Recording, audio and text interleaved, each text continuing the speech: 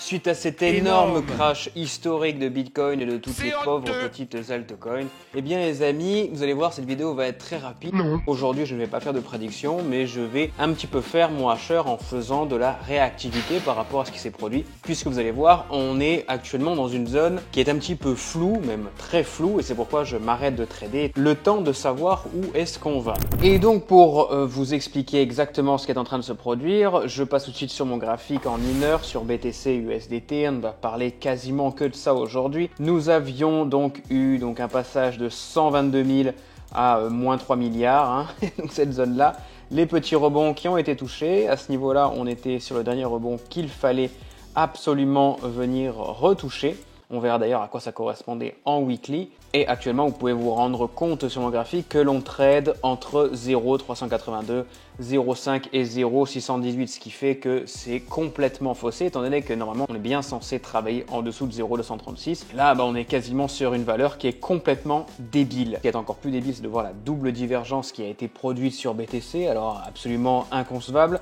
Ici, donc, on avait un indicateur de QQE qui me disait que là, on devait long et on était donc parti en divergence, hein, puisque là, on montait et que là, on descendait complètement. Et au final, on a remonté, on a refait notre petite montée des familles tranquillement pour arriver ensuite sur une petite divergence qui venait en fait confirmer le pump avec justement ici, tac, regardez ici une fin de vague actuellement négative sur mon graphique, ce qui veut donc dire que là on serait peut-être sur une fin de vague qui ne correspond absolument à rien. Encore une fois, si on vient tracer mon petit Fibo des familles, on se rend compte qu'il aurait fallu toucher bien plus bas. Alors on s'arrêtait quasiment au niveau de 0,236, de la merde, certes, mais ça suffit pas. Il aurait fallu qu'on vienne toucher les 0,382 au moins.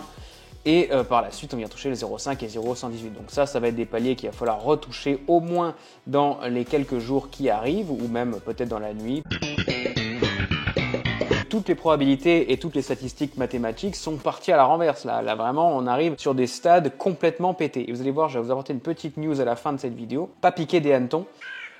Putain, ce vieux boomer. Et vous m'en direz des nouvelles. Et vous me direz surtout ce que vous en pensez. Ok. Seulement quand on viendra récupérer ces paliers, eh bien on reprendra un petit peu normalement des moves normaux sur BTC. En attendant, rien de particulier. En 5 heures, on se rend compte que justement on est toujours sur ma vague 3, la dernière, là cette énorme vague 3 suivie d'une autre vague 3. Donc c'est vraiment très particulier ce qui s'est produit. 2 vagues impulsées comme ça qui passent de 109 000 à un ATH à 125 000, puis ensuite on repère 20 000 $ dans les mêmes jours qui suivent. C'est pas censé faire toujours de vagues impulsives. Là, petit rebond sur ma SMA 20, donc peut-être possibilité de venir re-shorter, continuer toujours le short, sauf si on vient terminer au-dessus. Et là, à ce moment-là, même chose, je pourrais peut-être en conclure des pronostics différents, étant donné que ça voudra dire qu'on a terminé cette vague négative et qu'on devra repartir peut-être sur du gros bullish. En 10 heures, c'est un petit peu la même chose, j'efface ce palier Fibo et on se rend compte que de la même façon, si on vient tracer, de toute façon c'est la même vague, hein, on trade actuellement aux alentours de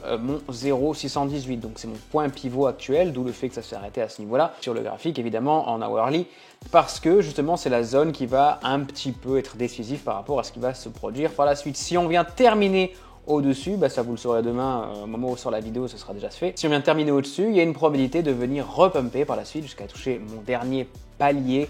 Bon, ça, il fonctionne en fonction de ma stratégie. Mon palier point pivot, c'est 0,786. Et si en plus de ça, on termine au-dessus de ma SMA 20, là, encore une fois, doublement prévu de repumper. Encore une fois, rien de particulier, hein. À ce moment-là, on est censé venir récupérer les paliers de ces 4 bougies de merde là qui sont produites juste avant. Donc encore une fois, on est censé revenir quasiment sur ce qui était tracé en hourly, c'est-à-dire cette zone-là de 113 754 au 113 000, voire peut-être aller 112 300. Mais bon, ça, c'est pas non plus une énorme diff sur ce qui vient de se produire. Surtout, ça ne dira pas la direction de là où on va aller normalement sur Bitcoin. Je vais passer tout de suite en daily, où là, ça commence un peu à avoir du sens. En daily, si on dézoome, eh bien j'aurais tendance à dire qu'il n'y a rien de foufou qui s'est passé dernièrement, hein, finalement. Regardez, on a fait une vague positive, vague négative, donc une grosse vague positive suivie d'une vague négative, mais elles étaient quasiment toutes de même longueur, donc ce qui s'est produit, là, gros dump historique, au final, pas si ouf que ça, puisque regardez, quasiment en juin 2025 jusqu'à juillet 2024, eh bien, on avait encore fait bien plus que ce gros down des familles.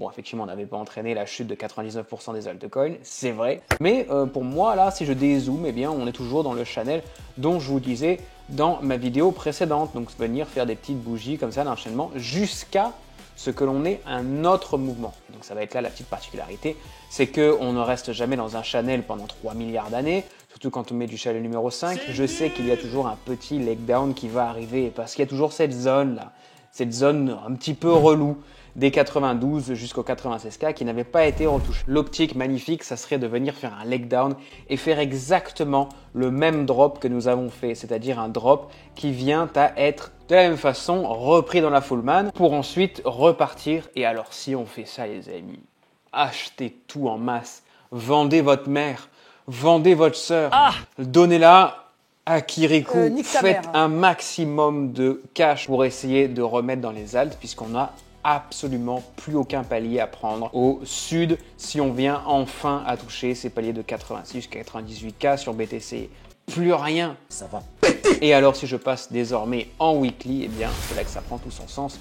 On est venu faire notre petit short des familles. Regardez ici, on avait noté weekly. À quoi ça correspondait? Eh bien ça correspondait encore une fois, paf, à un rebond 0,236 de mon ancien tac ici palier qui a été cassé mais qui n'a jamais été repris, d'où le fait que évidemment j'étais convaincu qu'on viendrait faire du 92 à 88K sur du 0,5 voire 618 de Fibonacci. Or, qu'est-ce que ça veut dire, c'est les amis? Deux choses à observer. Mon QQE MTE me dit ta mère. Il me dit que là nous rentrons dans une phase négative, ce qui n'est pas vraiment le cas puisqu'on a une petite divergence. Pour l'instant elle n'est pas très marquée, mais normalement ça c'est une ligne de divergence puisqu'on est censé reprendre dans la foulée et terminer en dessous de mon indicateur pour venir confirmer la fin de la vague actuelle. Or, ce n'est pas le cas. Deuxième chose, les amis, regardez, on a eu d'abord une cassure en 0,236 qui n'a jamais été reprise à ce niveau-là. Ce qui veut donc dire qu'on est à nouveau potentiellement dans une vague 3 ou du moins la fin de la vague 5 en weekly. Normalement, la vague 5, c'est un petit peu spécial parce que normalement, la vague 5 n'est pas censée agir comme une vague 3 ou du moins une vague impulsive, c'est-à-dire venir avoir des divergences dedans. C'est très très rare dans une vague 5, voire quasiment jamais d'ailleurs. Et la vague 3 me paraît assez étonnante étant donné que si on dézoome un petit peu, on se rend compte toujours de la même façon là, c'est qu'on est quand même venu trop repumper là depuis ces dernières années quasiment. On est revenu repumper là depuis fin 2023 comme Jaja, alors que pour moi, il y a toujours une correction qui arrive. Il n'y a jamais de paliers qui sont laissés comme ça, ou alors, encore une fois, ça serait historique de laisser des paliers derrière parce qu'on ne l'a jamais fait depuis la création de Bitcoin, faut le savoir, même lorsqu'on faisait des bull runs. Le fait d'être venu reconfirmer ce palier 0,236 pile poil, donc là, vraiment au dollar près de mon ancienne vague juste ici, eh bien, ça confirme que rebond 236 censé repumper. Ce qui voudrait dire, c'est que il y a une probabilité que la L season, eh ben, ça démarre maintenant. Et oui, parce que si Bitcoin est désormais en train de refaire un mouvement de vague 3, il va pas s'arrêter les amis, on est reparti pour les 136K minimum. Si on dépasse les 136K, et c'est donc bien confirmé que nous ne faisions pas une vague 5 mais une vague 3. Et alors là les gars, tout chou, on est parti pour aller chercher les 200, 250K et les paliers là, ici, là, aucune idée. Soit on viendra faire avant ça un autre crash pour repartir dans la full man, mais ça m'étonnerait énormément puisque ça voudrait dire que là, on termine sous la SMA 20 et qu'on terminerait cette vague positive, donc pas de vague 3, soit on repart à la hausse directement et là on vient confirmer le bull run qui commence maintenant. Je sais que je m'avance un petit peu beaucoup en disant ça, mais étant donné que je ne peux pas faire vraiment de prédiction et que le move dernier il est venu récupérer pile poil, vraiment au poil de fiantos près, là vraiment à quelques dizaines de dollars ce rebond 0,236 dernier qui n'avait pas été touché, eh bien ça me met la puce à l'oreille et je me dis que peut-être la L season commence maintenant, même si la L season elle a bien pris cher sa mère, mais si on reprend les autres alts, eh bien on se rend compte que même si elles ont pris cher, elles en sont quasiment qu'à une descente normale. Keck à ce niveau-là, eh ben, il est venu récupérer le dernier palier ultime dans la chute de ce qui restait. Et donc ça me met à la puce à l'oreille, je me dis là pour le coup, il reste plus rien au sud pour les alts. Plus rien au sud pour les alts, une divergence sur Bitcoin, une confirmation de 0,236 en rebond, 3 éléments qui normalement sont censés m'indiquer en hourly, en 5 heures ou en 10 heures que eh bien justement nous sommes sur une continuité de vague 3, donc un gros pump à venir en weekly. Convaincu à 60% que la L season commence maintenant, mais quand même 40% il reste un dernier leg down et c'est seulement après ce leg down qui arrive qu'on pourra vraiment comprendre de ce qui est en train de se produire sur Bitcoin. En attendant, n'hésitez pas à regarder les tweetos de Tonton Trump pour savoir si votre graphique il va passer de moins 8 $ à 478 milliards de millions. Voilà les amis, c'est tout pour cette vidéo. Est-ce que vous ne trouvez pas que ce petit pull, j'ai l'impression que soit je vais à Saint-Tropez en mode connard, soit je vais à la Gay Pride tout simplement. N'hésitez pas à me retrouver sur tous les réseaux sociaux, sur X, sur Instagram, où je poste absolument toutes mes positions en temps réel, complètement transparent, en essayant d'être le plus